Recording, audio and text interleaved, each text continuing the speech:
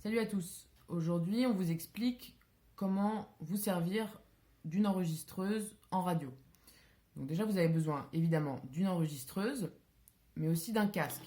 Parce que sans casque, on n'entend pas ce qu'on enregistre et on risque de faire de mauvais enregistrements. Donc, l'enregistreuse que j'ai ici, c'est pas forcément exactement la même que celle que vous avez auprès de vous. Mais ne vous inquiétez pas, elle fonctionne de la même manière. Déjà, elles s'allument toutes sur le côté droit en tirant vers vous le bouton Power. Voilà, vous tirez, vous lâchez et hop, l'enregistreuse s'allume. Donc là, vous voyez, il y a des chiffres. Ça correspond à la capacité de la carte mémoire. Donc moi, là, j'ai une grosse carte mémoire, donc ça fait 83 heures. Il faut toujours quand même vérifier qu'il reste de la place. Et à côté, à gauche, vous voyez deux barres qui correspondent en fait au son qui va entrer dans l'enregistreuse.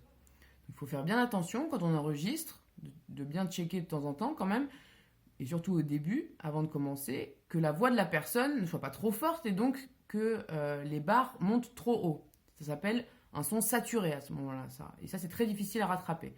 Donc, vaut mieux un son peu fort qu'un son trop fort. Donc, en général, on essaye d'enregistrer entre 12 et 6. Vous voyez, là, il y a des petits chiffres, et donc ça vous permet d'avoir un petit repère. Donc, déjà, avant de lancer mon enregistrement, je branche le casque. Très important. Le casque va me permettre d'entendre les bruits parasites autour de moi. Par exemple, le vent. Vous ne l'entendrez qu'au casque. Et si le vent rentre sur votre bonnette, le bonnette, c'est ce qui recouvre le micro. Parce que vous voyez, là, il y a deux petits micros. Si le vent passe là, votre enregistrement est fichu. Donc voilà, il faut faire très attention. Surtout, toujours conserver la bonnette. Et faire bien attention aux bruits parasites autour. Pour lancer l'enregistrement, j'appuie sur le bouton rouge, tout simplement. Et là, je vois que l'enregistrement fonctionne, il y a la lumière qui est rouge, et le décompte s'enclenche. Donc là, on en est à 7 secondes d'enregistrement. Pour arrêter l'enregistrement, je rappuie sur le bouton rouge, tout simplement. Voilà. Je vous déconseille d'utiliser les boutons qui sont là. Vous pouvez le faire pour réécouter vos enregistrements. Voilà, en appuyant sur la flèche, vous pouvez arriver à écouter les derniers. Et là, en réécoutant, en appuyant sur Play. Mais bon, je vous conseille quand même globalement d'attendre d'avoir vos fichiers sur un ordinateur pour vous réécouter. Voilà, ça évite de prendre le risque d'appuyer sur le bouton de la petite poubelle et en fait de perdre vos fichiers. Donc voilà, moi je conseille vraiment de simplement appuyer sur le bouton rouge pour allumer et le bouton rouge pour éteindre l'enregistrement. Voilà. Une fois que vous avez terminé vos enregistrements, vous rappuyez, vous tirez vers vous le bouton Power et vous lâchez. Et c'est bon. Vérifiez aussi les piles avant de commencer votre enregistrement. Si vous voyez, vous verrez que ce qui reste de batterie en gros sera affiché en haut s'il n'y a plus de piles. Donc vous aurez des petites barres en moins.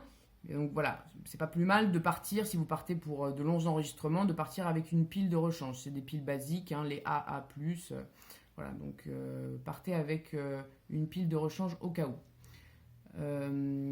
Pour finir, pour les transferts de fichiers. Alors je ne sais pas ce que vous ont dit les intervenants encore, mais en fonction des situations, soit vous transférez les fichiers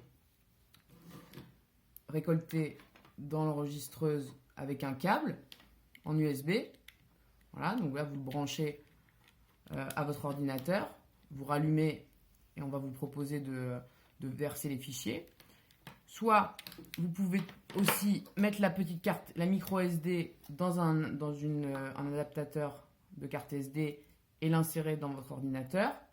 Ou tout simplement rapporter l'enregistreuse à votre professeur qui nous le remettra. Voilà, vous savez maintenant comment enregistrer pour la radio.